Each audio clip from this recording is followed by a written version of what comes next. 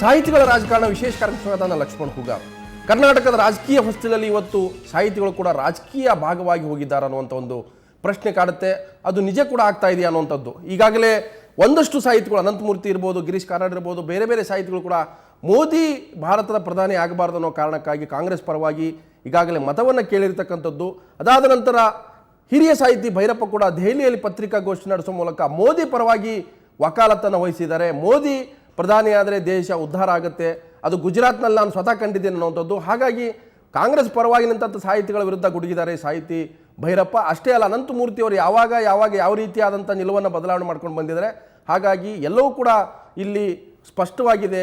ಆ ಮೂಲಕ ಈಗ ಅನಂತಮೂರ್ತಿಯ ಒಂದು ವಿಚಾರವನ್ನು ಪ್ರಸ್ತಾಪ ಮಾಡೋ ಮೂಲಕ ಭೈರಪ್ಪ ಮೋದಿ ಪರವಾದಂಥ ಒಂದು ಬ್ಯಾಟಿಂಗ್ ಮಾಡಿದ್ದಾರೆ. ಸೊ ಈ ವಿಷಯದ ಬಗ್ಗೆ ಚರ್ಚೆ ಮಾಡ್ತೇನೆ. ಹಿರಿಯ ಸಾಹಿತಿ ಜ್ಞಾನಪೀಠ ಪ್ರಶಸ್ತಿ ವಿಜೇತ ಅನಂತಮೂರ್ತಿ ಕೂಡ ನಮ್ಮ ಜೊತೆಗೆ ಈ ವಿಚಾರದ ಬಗ್ಗೆ, ಭೈರಪ್ಪ ನೀಡಿದಂಥ ಹೇಳಿಕೆ ಬಗ್ಗೆ ತಮ್ಮ ಪ್ರತಿಕ್ರಿಯೆ ಉತ್ತರವನ್ನು ಕೊಡ್ತಾರೆ. ಮೊದಲಿಗೆ ಇವತ್ತು ದೆಹಲಿಯಲ್ಲಿ ಮೋದಿ ಪರವಾಗಿ, ಬಿಜೆಪಿ ಪರವಾಗಿ ಭೈರಪ್ಪ ಜೈಕಾರ ಹಾಕಿದ್ದು, ಬ್ಯಾಟಿಂಗ್ ಮಾಡಿದ್ದರ ಬಗ್ಗೆ ಒಂದು ಸುವರ್ಣ ನ್ಯೂಸ್ ಜೊತೆಗೆ ವಿಶೇಷವಾದಂಥ ಮಾತುಕತೆ ನಡೆಸಿದ್ದಾರೆ ನಮ್ಮ ಪ್ರತಿನಿಧಿ ಪ್ರಶಾಂತ್. ಇಡೀ ದೇಶದೊಳಗೆ ನರೇಂದ್ರ ಮೋದಿ ಅಂತ ಕ್ರಿಯಾಶೀಲರಾದಂಥ ನಾಯಕ ಬೇರೆ ಇನ್ಯಾರೂ ಇಲ್ಲ. ಒಂದು, ಗುಜರಾತ್ನಲ್ಲಿ ನಾನು 6 ವರ್ಷ ಕೆಲಸ ಮಾಡಿದ್ದೇನೆ. ಅನಂತರದಲ್ಲಿ ಗುಜರಾತ್ ಬಿಟ್ಟ ಮೇಲೆ ಆ ದೇಶಕ್ಕೆ, ಆ ರಾಜ್ಯಕ್ಕೆ ಪ್ರತಿ ವರ್ಷವೂ ನಾನು ಹೆಚ್ಚು ಕಡಿಮೆ ಬೇರೆ ಬೇರೆ ಕೆಲಸಕ್ಕೋಸ್ಕರ ಹೋಗ್ತಲೇ ಇದ್ದೇನೆ. ಕಣ್ಣಾರೆ ನೋಡ್ತಾ ಇದ್ದೀನಿ. ಬೇಕಾದಷ್ಟು ಜನ ಆಟೋ ರಿಕ್ಷಾದವ್ರ ಹತ್ರ, ಡ್ರೈವರ್ಗಳ ಹತ್ರ, ಕೆಲಸಗಾರರ ಹತ್ರ, ನಾನು ಇವರ ಹತ್ರಲ್ಲೆಲ್ಲ ಮಾತಾಡಿದ್ದೇನೆ. ಇಂಡಸ್ಟ್ರಿಯಲಿಸ್ಟ್ ಹತ್ರಲ್ಲೂ ಕೂಡ ನಾನು ಮಾತಾಡಿದ್ದೇನೆ. ಅದನ್ನು ಅಲ್ಲಿ ಲಂಚವಿಲ್ಲದೆ ಸರ್ಕಾರ ನಡೆಸ್ತಾ ಇದ್ದಾರೆ. ಬೇಕಾದಷ್ಟು ಪ್ರಗತಿ ಆಗ್ತಾ ಇದೆ. ಕಣ್ಣಾರೆ ನೋಡಿದ್ದೀನಿ ನಾನು ಇದನ್ನು. ನಾನು ಪ್ರಪಂಚದ ಎಲ್ಲ ದೇಶಗಳನ್ನು ನೋಡಿ ತಿಳ್ಕೊಂಡಿರುವಂಥವನು. ನನ್ನ ದೃಷ್ಟಿಯಿಂದ ನರೇಂದ್ರ ಮೋದಿ ಅತ್ಯುತ್ತಮವಾದ ಆಡಳಿತಗಾರ, ಪ್ರಗತಿಶೀಲ ಆಡಳಿತಗಾರ. ಎರಡನೇದಾಗಿ ನಾವು ಎಂಥ ಪ್ರಜಾಪ್ರಭುತ್ವ ಅಂತ ಇಟ್ಕೊಂಡಿದ್ದೀವಿ ಅಂತಂದರೆ, ಏನು ಒಂದೇ ಕುಟುಂಬದವರೇ ರಾಜ್ಯ ಆಳಬೇಕಾ? ಇದಕ್ಕೆ ಬೇರೆ ಯಾರೂ ಇಲ್ಲಿ ರಾಜ್ಯ ಆಳೋದಕ್ಕೆ ಸಾಧ್ಯನೇ ಇಲ್ವೇ? ಇದು ಅಸಹ್ಯ, ವಾಂತಿ ಬರುವಂಥ ಪರಿಸ್ಥಿತಿ ಇದೆ ನಮ್ಮ ದೇಶದೊಳಗೆ. ಎಲ್ಲರೂ ನರೇಂದ್ರ ಮೋದಿ ಚಾಯ್ ಮಾರ್ಕೊಂಡಿದ್ದವರು, ಇನ್ಯಾರೋ ಒಬ್ಬ ಇನ್ನೊಂದು ಕಸಬು ಮಾಡ್ತಿದ್ದೆ, ಇನ್ನೊಬ್ಬ ಲಾಯರ್ ಆಗಿದ್ದಿರಬಹುದು. ಆದರೆ ಇವ್ರಿಗೆ, ಈ ಕುಟುಂಬಕ್ಕೆ ಬೇರೆ ಕಸುಬೇ ಇಲ್ಲ.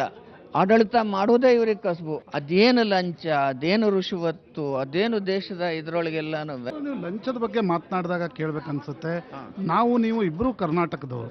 ಕರ್ನಾಟಕದಲ್ಲಿ ಇದೇ ನರೇಂದ್ರ ಮೋದಿಯವರ ಪಕ್ಷ ಆಡಳಿತ ನಡೆಸಿದ್ದ ರೀತಿ, ಲಂಚ ರುಷವತ್ತು ಮೆರೆದಾಡಿದ ರೀತಿ, ಅದನ್ನು ಕೂಡ ಬೆಂಬಲಿಸ್ತೀರಾ? ಅವರು ನರೇಂದ್ರ ಮೋದಿ ಆವಾಗ ನಾಯಕರಾಗಿರಲಿಲ್ಲ, ಈಗಲೂ ಅವರು ನಾಯಕರಾಗಿಲ್ಲ. ಅವರು ಅಧಿಕಾರಕ್ಕೆ ಬಂದು ಪ್ರೈಮ್ ಮಿನಿಸ್ಟರ್ ಆದರೆ ಎಲ್ಲನೂ ಕಂಟ್ರೋಲ್ ಮಾಡ್ತಾರೆ. ಬಿಜೆಪಿ ಆಡಳಿತ ಇರುವಂಥ ಎಲ್ಲ ರಾಜ್ಯಗಳಲ್ಲೂ ಅವ್ರ ಕಂಟ್ರೋಲ್ ಇದ್ದೇ ಇರುತ್ತೆ. ಯಡಿಯೂರಪ್ಪನವ್ರಿಗೆ ಟಿಕೆಟ್ ಕೊಟ್ಟಿದ್ದಾರೆ. ಅಲ್ಲಲ್ಲ, ಯಡಿಯೂರಪ್ಪನವ್ರು ಟಿಕೆಟ್ ಕೊಟ್ಟಿರೋದು ಅಂತ ಅಂದರೆ ಅವ್ರಿಗೆ ಜನ ಬೆಂಬಲ ಇದೆ. ಯಡಿಯೂರಪ್ಪನವ್ರು ಒಳ್ಳೆ ಕೆಲಸ ಮಾಡಿದ್ದಾರೆ, ಖಂಡಿತವಾಗಿ ಒಳ್ಳೆ ಕೆಲಸ ಮಾಡಿದ್ದಾರೆ. ಯಡಿಯೂರಪ್ಪನವ್ರನ್ನ ಜೈಲಿಗೆ ಹಾಕ್ಸೋದಕ್ಕೆ ಕಾರಣ ಒಂದು ಸಂಚಿತ್ತು ಯಡಿಯೂರಪ್ಪನವ್ರನ್ನ ಜೈಲಿಗೆ ಹಾಕಬೇಕಾದ್ರೆ. ಆದ್ದರಿಂದ ಅವರನ್ನು ಅಂಥ ಖಳನಾಯಕ ಅಂತ ನನಗನ್ಸೋದಿಲ್ಲ ಇದರೊಳಗೆಲ್ಲ. ಭೈರಪ್ಪನವರೇ, ನಿಮ್ಮನ್ನು ಯಾವತ್ತಿಗೂ ಒಬ್ಬ ಬಲಪಂಥೀಯ ಸಾಹಿತಿ ಅಂತ ಅನೇಕರು ಟೀಕಿಸ್ತಾರೆ. ಇವತ್ತು ನೀವು ನಡೆಸಿರ್ತಕ್ಕಂಥ ಪತ್ರಿಕಾಗೋಷ್ಠಿ ಅದಕ್ಕೆ ಇಂಬು ಕೊಟ್ಟಂತೆ ಆಗಲ್ವಾ? ನೀವು ಒಂದು ರೀತಿಯ ಬಿಜೆಪಿ ವ್ಯಕ್ತಿ ಅಂತಕ್ಕಂಥದ್ದನ್ನು ಅಲ್ಲ ನೋಡಿ, ಎಡಪಂಥೀಯ ಬಲಪಂಥೀಯ ಅಂತ ನನ್ನನ್ನು ನಾನು ಯಾವತ್ತೂ ಡಿವೈಡ್ ಮಾಡ್ಕೊಳ್ಳೋದೇ ಇಲ್ಲ. ನಾನು ಸ್ವತಂತ್ರವಾಗಿರುವಂಥ ಮನುಷ್ಯ.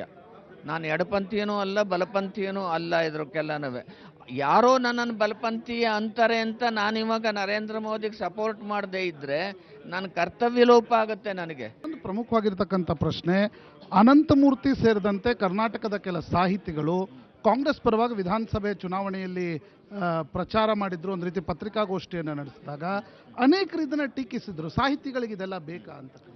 ಅಲ್ಲ, ಆದರೆ ಅವರು ದೇವೇಗೌಡರನ್ನು ಸಪೋರ್ಟ್ ಮಾಡಿದ್ರು. ಹೌದು, ರಾಮಕೃಷ್ಣ ಹೆಗಡೆನೂ ಸಪೋರ್ಟ್ ಮಾಡಿದ್ರು. ಹಾಗೆ ಅವ್ರ ಸಪೋರ್ಟ್ ಚೇಂಜ್ ಹಾಕೊಂಡು ಹೋಗ್ತಾ ಇರುತ್ತೆ. ಅವ್ರು ಉದ್ದಕ್ಕೂ ಜೀವನವಿಡೀ ಅದನ್ನು ಸಪೋರ್ಟ್ ಮಾಡಿಕೊಂಡೇ ಬರ್ತಾ ಇದ್ದಾರೆ ಬೇರೆ ಬೇರೆಯವ್ರನ್ನ. ಆದರೆ ನಾನೇನು ನರೇಂದ್ರ ಮೋದಿಗೆ ಈ ಸಲ ನಾನು ಒಂದು ಬಿಟ್ಟರೆ, ಅದಕ್ಕೆ ಮೊದಲು ನಾನು ಯಾವಾಗಲೂ ರಾಜಕೀಯಕ್ಕೆ ಹೋಗಿಲ್ಲ, ಮುಂದೂ ಕೂಡ ನಾನು ಹೋಗೋದಿಲ್ಲ. ಯಾರಿಗೂ ಜೀವನ ಉದ್ದಕ್ಕೂ ರಾಜಕೀಯದೊಳಗಿದ್ದಾರೆ ಅಥವಾ ಯಾರು ಇದೊಂದು ವಿಶೇಷ ಸಂದರ್ಭದೊಳಗೆ ರಾಜಕೀಯ ಹೇಳಿಕೆ ಕೊಟ್ಟಿದ್ದಾರೆ ಒಂದು. ಎರಡನೇದಾಗಿ ಯಾರು ಈ ರಾಜಕೀಯಕ್ಕೆ ಸಪೋರ್ಟ್ ಮಾಡಿಕೊಂಡು ಪ್ರಯೋಜನ ಪಡೆದಿದ್ದಾರೆ, ನೀವು ಆ ಹಿನ್ನೆಲೆನೂ ನೋಡಬೇಕು. ಎರಡನ್ನೂ ನೀವು ಈಕ್ವಟ್ ಮಾಡೋಕ್ಕಾಗಲ್ಲ. ಅಲ್ಲ, ಬಿಜೆಪಿಗೂ ಇವತ್ತು ಅನೇಕ ನರೇಂದ್ರ ಮೋದಿಗೆ ಸಪೋರ್ಟ್ ಮಾಡ್ತಿರ್ತಕ್ಕಂಥ ಅನೇಕ ಬುದ್ಧಿಜೀವಿಗಳು ನಾಳೆ ಸರ್ಕಾರ ಬಂದರೆ ಯಾವುದೋ ಒಂದು ಪ್ಯಾಟ್ರನೈಸನ್ನು ಪಡಿಬೇಕು ಅಂತಕ್ಕಂಥದ್ದು ಅಂತ ಅನೇಕರು ಟೀಕೆ ಮಾಡೋರಿದ್ದಾರೆ. ಅಲ್ಲ, ಇರಬಹುದು, ಆದರೆ ಇರಬಹುದು ಅಂತ ಅನ್ನೋ ಊಹೆಗಿಂತ ಯಾರು ಈಗಾಗಲೇ ಪಡೆದಿದ್ದಾರೆ ಅಂತ ಅನ್ನೋದನ್ನ ನೀವು ಕಂಪೇರ್ ಮಾಡೋಕ್ಕಾಗತ್ತಾ? ಯಾರು ಪಡೆದಿದ್ದಾರೆ ಅಂತ ಅನ್ನೋದನ್ನ ನೋಡ್ಕೊಳ್ಳಿ, ಉದ್ದಕ್ಕೂ ಇತಿಹಾಸನೇ ತಗೊಳ್ಳಿ, ನೋಡಿ ಬೇಕಾದ್ರೆ. ಆದರೆ ನಿಮ್ಮದೇ ಒಬ್ಬರು ನಿಮ್ಮ ಆತ್ಮೀಯ ಮಿತ್ರರು ಕನ್ನಡದ ಸಾಹಿತಿಯೊಬ್ಬರು ನರೇಂದ್ರ ಮೋದಿ ಪ್ರಧಾನಿ ಆದರೆ ನಾನು ದೇಶ ಬಿಟ್ಟು ಹೋಗ್ತೀನಿ ಅಂತ ಅವ್ರನ್ನ ಕೇಳಿ. ಈಗ ಅವ್ರು ಪ್ರಧಾನಿ ಆಗ್ತಾರೆ, ಅವರು ಪ್ರಧಾನಿ ಆದರೆ ಮೊಟ್ಟ ಮೊದಲು ಅವ್ರಿಗೆ ಬುಕ್ಕೆ ತಗೊಂಡೋಗಿ ಅವರೇ ಕೊಡ್ತಾರೆ, ನೋಡಿ ಬೇಕಾದ್ರೆ. ಯಾರು? ಅನಂತಮೂರ್ತಿ. ನಾನು ಹೆಸರು ಹೇಳೋದಿಲ್ಲ, ಯಾರವ್ರನ್ನ ವಿರೋಧಿಸ್ತಿರ್ತಾರೋ ಅವರೇನೆ ಹೂವಿನ ಹಾರ ತಗೊಂಡೋಗಿ ನರೇಂದ್ರ ಮೋದಿ ಕೊಡ್ತಾರೆ.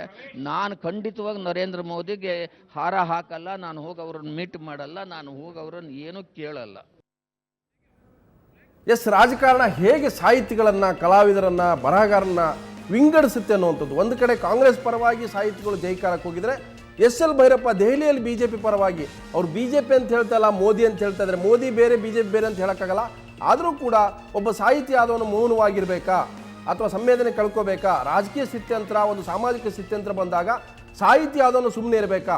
ಸೊ ಒಂದಷ್ಟು ಸಾಹಿತಿಗಳು ಬೀದಿ ಬಂದಾಗ ಟೀಕೆ ಮಾಡುವಂಥವರು ಈಗ ಒಂದು ಪಕ್ಷದ ನಾಯಕರ ಪರವಾಗಿ ಬಹಿರಂಗ ವಕಾಲತ್ತು ಹಾಕಿದ್ರೆ ಅದು ಎಷ್ಟು ಸರಿ? ಇವು ಕೂಡ ಚರ್ಚಿತ ವಿಚಾರಗಳು. ನಾನು ಮತ್ತೆ ಚರ್ಚೆ ಮಾಡ್ತೀನಿ. ಅನಂತಮೂರ್ತಿಯವರು ನಮ್ಮ ಜೊತೆಗೆ ನೇರ ಸಂಪರ್ಕಕ್ಕೆ ಬರ್ತಾರೆ. ಅದಕ್ಕಿಂತ ಮೊದಲು ಒಂದು ಬ್ರೇಕ್.